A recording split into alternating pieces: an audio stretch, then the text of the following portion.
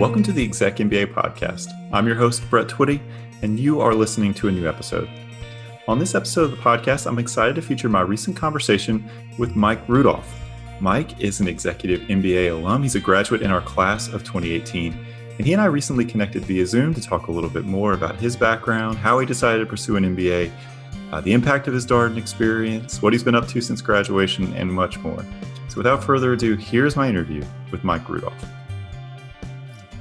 Mike, welcome to the podcast. Thanks, Brett. Thanks for having me. It's great to have you here.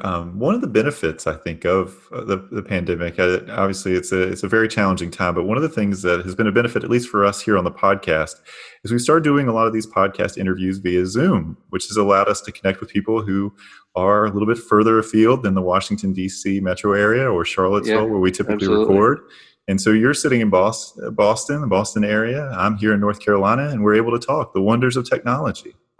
Yeah, and I wish people could see my virtual background on Zoom because I have the Darden grounds behind me, so I feel like I'm on grounds just with everybody here.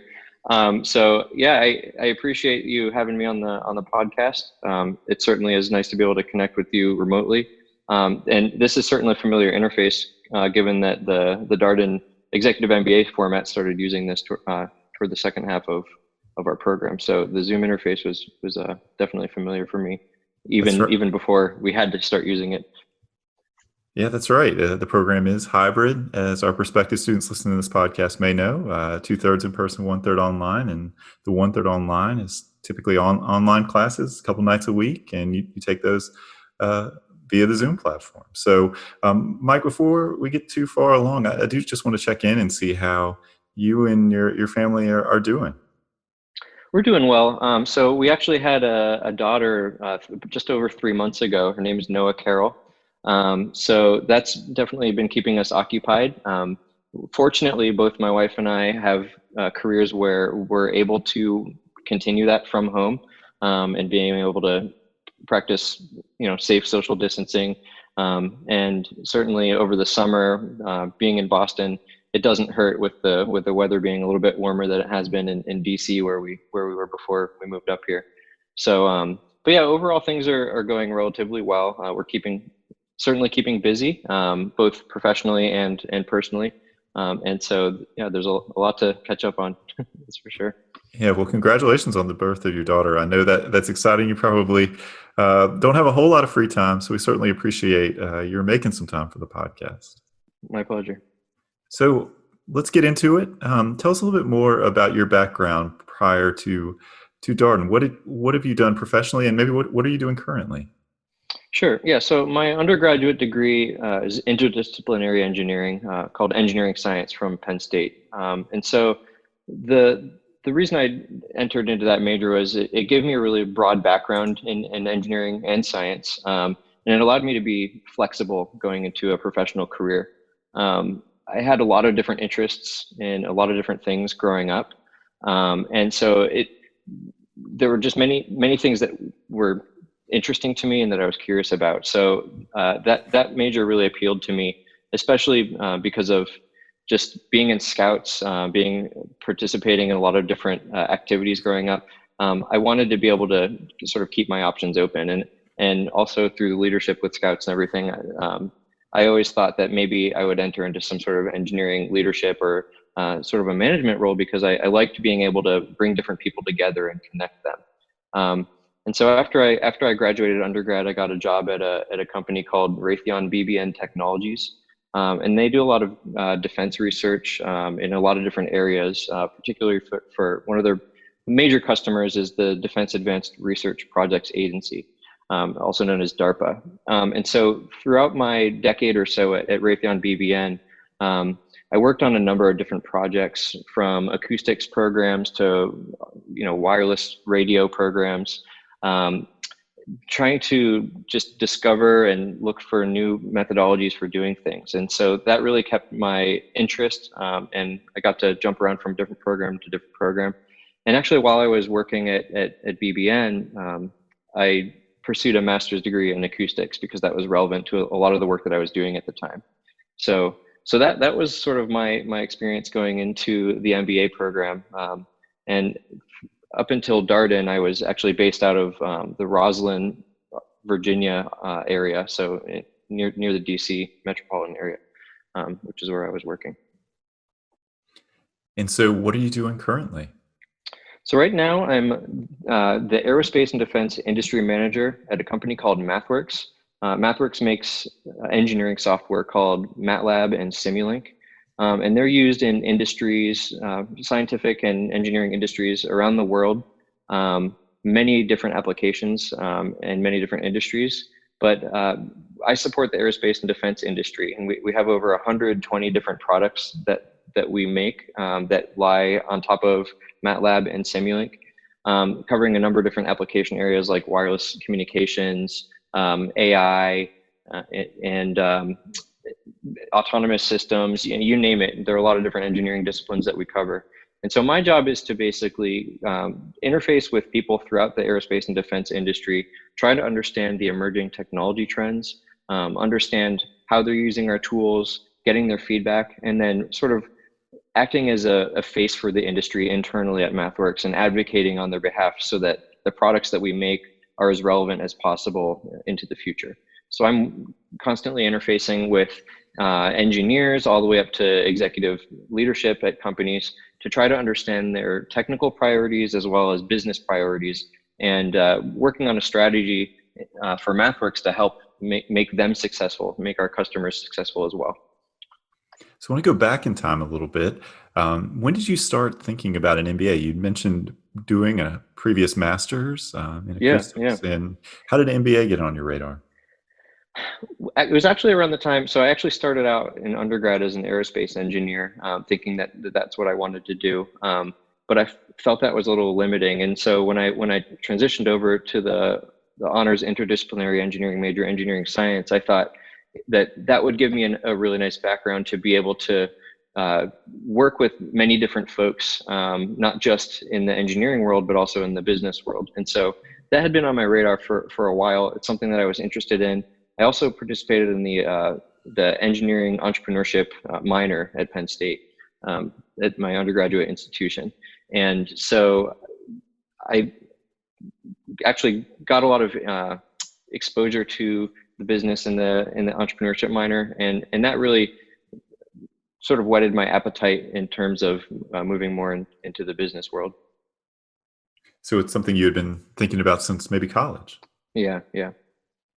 And so as you started to look around, I'm sure there's obviously a number of great programs out there. What resonated with you about Darden?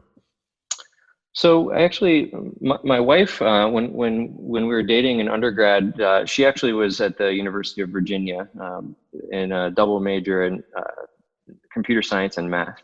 And all the friends and the community that I experienced when I would visit down there, and a lot of the friends that we maintained after undergrad, it really resonated with me. And so, especially being based out of the DC area, I was looking for an executive format MBA program that was really immersive, that was cohort based, and one that was obviously really well recognized in the MBA rankings and in the community. And so Darden was right there at the top of my list. Actually, I was just looking at my notes. I'm actually a pretty good note taker in terms of things that are professional. And looking back at my notes from the first time you and I spoke, Brett, it was almost exactly 5 years ago. And I went down to the Fridays in July that Darden hosted at the time on grounds. And my wife and I went there, and that really sold me on it. So 5 years ago when we went down, we got a tour of the Darden grounds, got an overview of the case method, the curriculum, got a sample of some of the courses, and that really sealed the deal for me. I actually didn't even look any further. I said, it's Darden or nothing, and so that was where I set my sights. I wish I could say I had that sense of history when scheduling this.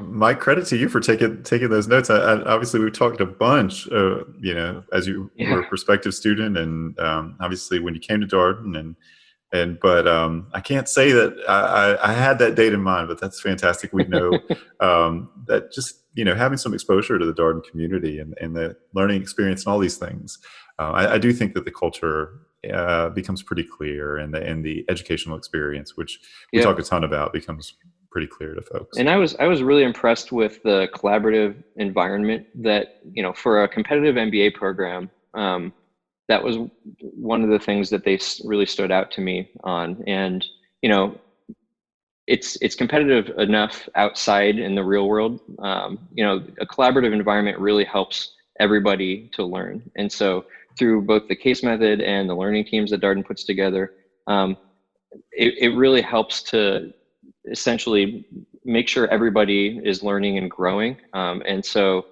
that was something that, in terms of the educational experience, there was a tremendous amount of growth because of that collaborative environment that Darden fosters for the students. Absolutely. And what we always tell prospective students is that the whole learning proposition of Darden requires a certain amount of humility. You have to accept the fact that you have a lot to learn, not just from the faculty, but also from your classmates. Oh, absolutely.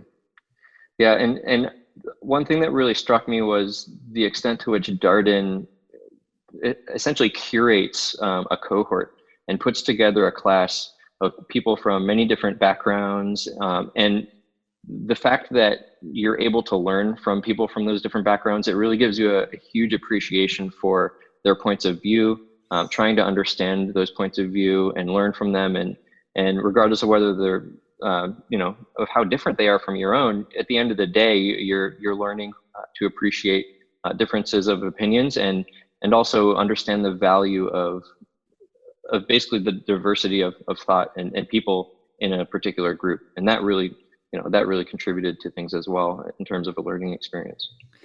Yeah, that is very much the power of the case method. And something we think a lot about as an admissions committee is thinking about that classroom dynamic, this group of people when you come together to learn. And obviously the learning enterprise at Darden is both in the classroom and outside of the classroom. So we're also thinking about things like learning team and all the Mm-hmm. extracurricular activities students engage in. I want to pick your brain a little bit about your transition back to school. You mentioned doing a prior master's program, which I'm sure was helpful to you. But getting started at Darden, was there a learning curve?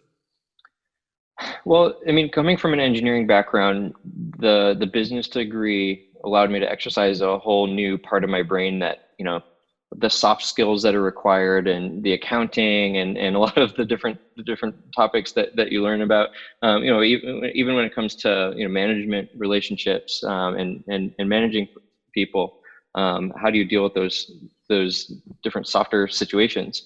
Um, when I did my engineering master's, I did that part-time. The MBA being a full-time MBA program while you're working really requires you to prioritize what you're doing, and plan ahead. And so I, in a lot of ways, found the MBA program to be a lot more demanding, but at the same time being really rewarding. So where you might be giving up a certain amount of your previous social life, um, the weekend residencies that you have, that certainly overcomes that need, being able to interact with folks, assuming that people are able to do so in the near future or sometime thereafter. But certainly making sure that your work is aware of everything that's going on, and making sure that you have your company's support if you're working full time, and your family's support as well, because it's really, really demanding. But as I mentioned, the growth that you go through, I don't think there's a faster way that you can sort of help augment and grow yourself in a 21-month period of time, like you can at Darden. You're right. It's intensive. It's also designed to be transformational and kind of spark that growth. So if you put the effort in, certainly get a lot out of it. And everybody's kind of, it's a rare thing in this world to be on that kind of path with 130, 140 like-minded individuals. It's hard to find that kind of group anywhere else. Right. So part of the value. So let's talk about time management, because I know for our Yeah. listeners, that's something that's likely on their minds. Always the big question mark of doing any kind of working professionals program is, how do you make it all fit together, work, life, and school? And you mentioned kind of having to be vigilant about it and being very planned. Any strategies that you found that really worked well for you? Yeah, I mean, for me, I really thought it was just establishing a routine, setting up sort of setting aside time so that you can dedicate to Darden, whether it be a weekend evening or just Tuesday, Thursday, Friday, or some set of evenings, and everybody is going to be different. And so the value of having the learning teams is that it's a little bit smaller of a group that you can work with. It's the group that you're going to be working with the most over the course of the program, at least in the first year. And making sure that you're setting aside a time to meet with them, and prioritizing that so that you can attend. I think one thing that made us really mindful of work-life balance is with the pandemic, right? So the line between personal life and professional life is blurred for a lot of us. So I think certainly this is a little bit of practice that we've gone through in terms of making sure you're setting hours for yourself and setting a routine to both keep your sanity, but also to make sure that you're not burning the candle at both ends, so to speak. And so I think part of it is setting the schedule, but also relying on your team, and working with them and communicating with them if you do have other commitments that you're not able to make a class or one of your learning team sessions, making sure that you're both leaning on them, and allowing them to lean on you, to help move each other forward as a group. One of the things that we oftentimes hear from both students and alumni is that they never had a clearer sense of what was truly important, what their priorities were, than when they were in the program. That being in a program like this, the demands on your time between work and life and school, you have to be very clear about what's important to you. And there's, some value in that, right? You ask tough questions, but ultimately you say at the end of the day, these are the things that are critical. These are my non-negotiables. Yeah, absolutely. And at the end of the day, we're all in this program because we want to establish our leadership skills, and we want to be better leaders and managers.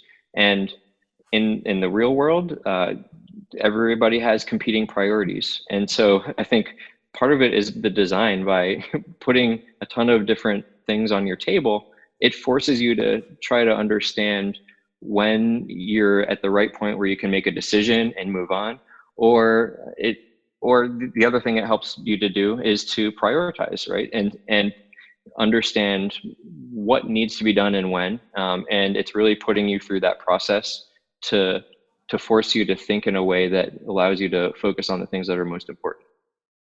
So I know you had mentioned this earlier, and I want to talk a little bit more about your sort of commute as part of all of this, because I think that's something that many of our listeners who maybe live outside the DC area are thinking about. How am I going to make this work and travel in and out for the weekend residencies or the leadership residencies? So you moved up to Boston, and you were really kind of doing the program from the Boston area, if memory serves. Is that right? Yeah, I started when my job was actually down in DC. I was actually located in Roslyn, and so we were the first cohort to be based in Roslyn. And so for the first couple of weeks of the course, my commute to class was like a 3 or 5 minute walk.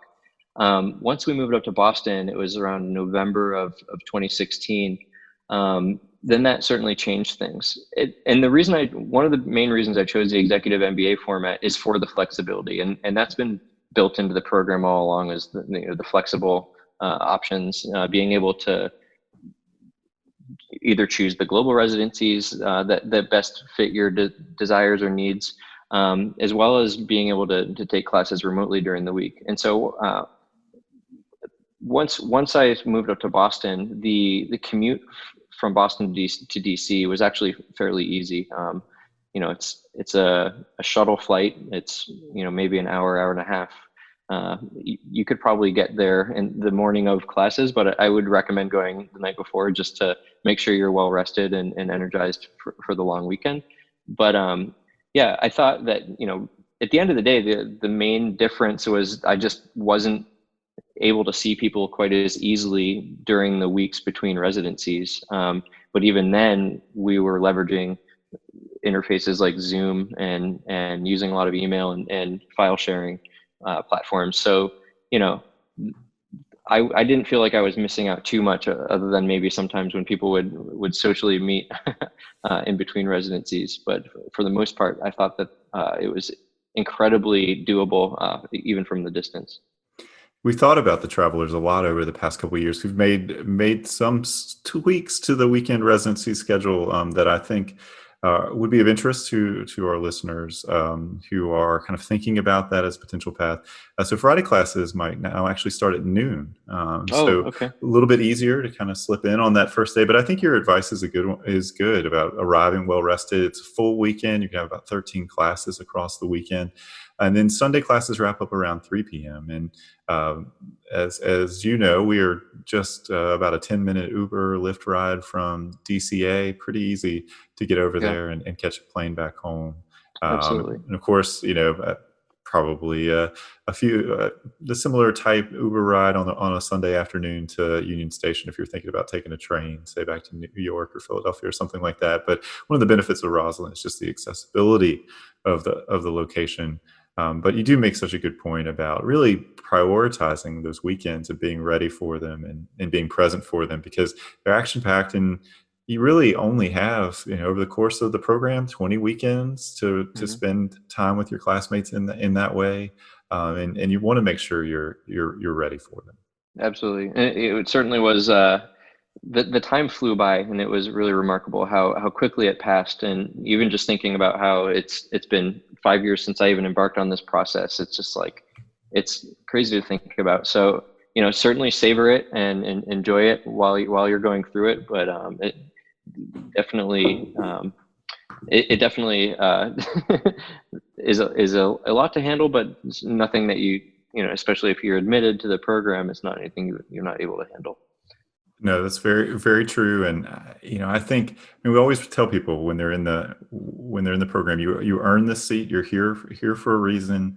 But the thing that also a lot of people start to reflect upon later in the program, and we try to share with this with people up front, is most people say, I wish I would have made a little bit more time for the social stuff or for the interpersonal things. Maybe not Right. worried quite so much about reading that case or reviewing that thing, and maybe spend a little bit more time with my classmates. I think that's we had some 2020 grads on here earlier this year, just a few months ago, who were Sure. right kind of at graduation, and they were reflecting on that, and that was kind of the sentiment that they shared. And so we always try to mention that. Certainly, the time management piece, you're gonna have a lot on your plate, but remember, the relationships are really the things that oftentimes stick with you after these kinds of And programs. that's even a message, you want the people who are local to DC to hear, because even if you're local and you're certainly expected and or encouraged to use the hotel to your advantage. It gives you that sort of off-site experience. It gives you that academical village sort of concept that was envisioned with the university, and it helps people to basically stay in that mindset. And so certainly the people that even were local and stuck around for the evening and stayed back after class and talked with the professors and other students. I think those are a lot of the folks that got the most out of the program. Certainly everybody has their own personal situations that dictate what they are able to do, but we definitely had a great community that we built through those social activities outside the classroom. Yeah, and I think that's a fantastic point. And we always tell people, the benefit of the sort of Darden Executive MBA is that it's not just a transactional experience, right, where you're coming into class and going home. If you're really kind of doing this the right way, and the people who self-select into a case method based executive MBA program are the kinds of people who are going to invest in those relationships and make time to get to know their classmates and their professors. But it's worth being vigilant about that. And as you're setting expectation with the other people in your life, both at home and at work, helping them understand that for you to get the full value of the program, really need to also make time during these sort of in-person experiences and also distance classes too, to be present for it, Absolutely. and to be really locked in and invested in those experiences. Absolutely. Yeah, you certainly get out of it what you put into it. And um, I got a tremendous amount out of it. So I'm really happy with my experience for sure. Well, that sets up my next question, Mike. Now that you mentioned sort of starting this journey 5 years ago, and sort of perspective, from prospective student to admitted student to matriculant and current student to now alum, when you reflect on your Darden experience, what has been the impact for you? It opened my mind to a lot of different, I guess, it opened my mind to a lot of different priorities that different people have, and it gave me an appreciation for understanding that different people have different priorities depending on where they are in life, where they are in their career, what industry they're in, what role they play, and so really trying to ask the right questions to get at what's driving somebody, what's motivating them, and connecting with them. It made that a lot easier for me. So, I'm able to talk the talk and walk the walk as an engineer. And this, the MBA, with the breadth of experience that it provided me, allows me to, if I'm talking to a business leader and I need to talk about an accounting strategy for a decision that they're making, I'm comfortable speaking that language to them. And so getting at what drives either an organization or motivates people in an organization, that has been incredibly valuable to me, in helping to explain those things to people and put it into terms to help people make decisions based on those different things. So I think, as I mentioned, most of the soft skills that you learn about and practice in the program have been the major things that have been really useful to me. Yeah, it's always surprising to me. I come from a legal background, and I think when I started working with MBA candidates and started talking with Darden alumni, I expected them to talk a lot about sort of quant stuff or the technical stuff, and everybody talks about the soft skills. Everybody talks about the emotional quotient stuff, the Absolutely. communication, the leadership, the decision making, the self awareness. What's your reaction to that? I mean, a lot of the program is very introspective and requires you to reflect on your own purpose and your own meaning and your own identity. And there's a lot of self-reflection that is encouraged in the program. And so it that's different. That's a different answer for everybody that asks that question of themselves. And so there's a lot of practice that goes into that. Some people are naturally better better at that than others. And so this is certainly there, to a certain extent, I think that's something that definitely is something that really is brought out through the program. And I think that's one of the surprising things for students is all the introspection that's baked in, but how else to get to a transformational learning experience, but Right. by asking you tough questions about yourself and really forcing you to kind of think about who you are and how others sort of perceive you and all of these kinds of things. I think there's also something to be said for the classroom environment, Oh, because you're absolutely. around all of these people who come from different backgrounds and think about problems differently. So you very quickly figure out, some of the things that you do very well and maybe sort of the value add for you to that conversation, and also some of the things that maybe other people do a little bit better and can kind of help you sort of fill in maybe some blind spots or Yeah. areas of weakness.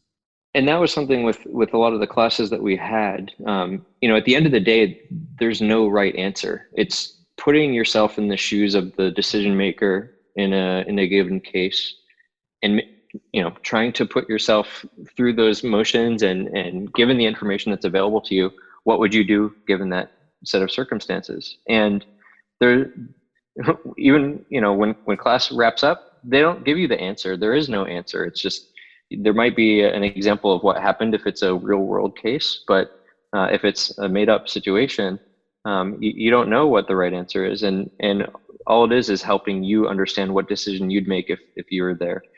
And so in a way, it it allows you to make those decisions without any real consequences, so that when you do finish up the program, you're a little bit more prepared to make those decisions when there are real consequences.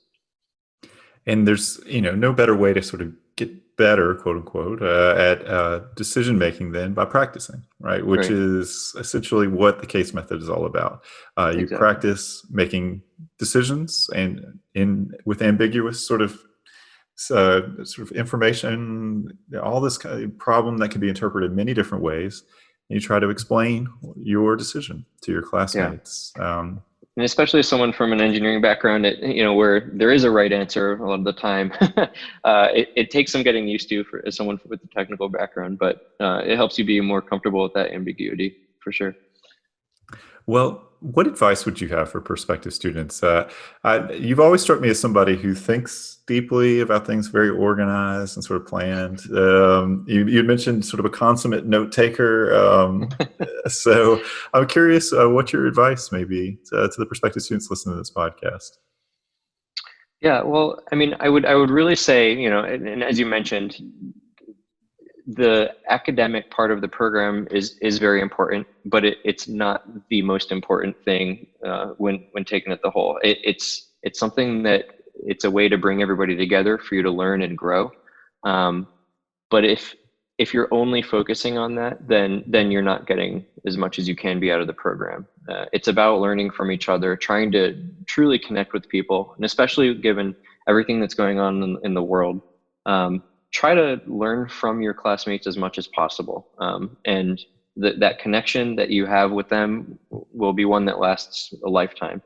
I'm still keeping in touch with my learning team and classmates, and going to their weddings and celebrating births of their children. And it's something that, really stays with you with that community and keeps you tied closer to the community. Because at the end of the day, one of the big things that Darden has going for it is the involvement of the alumni.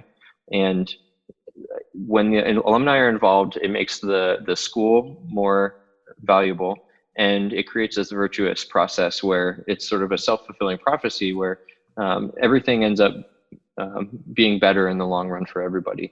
And so it helps the alumni be more fulfilled in terms of giving back to the community. It helps, and it helps the future set of students have more opportunity to learn and grow, and it opens that opportunity up to people who might not previously have had the opportunity to attend Darden.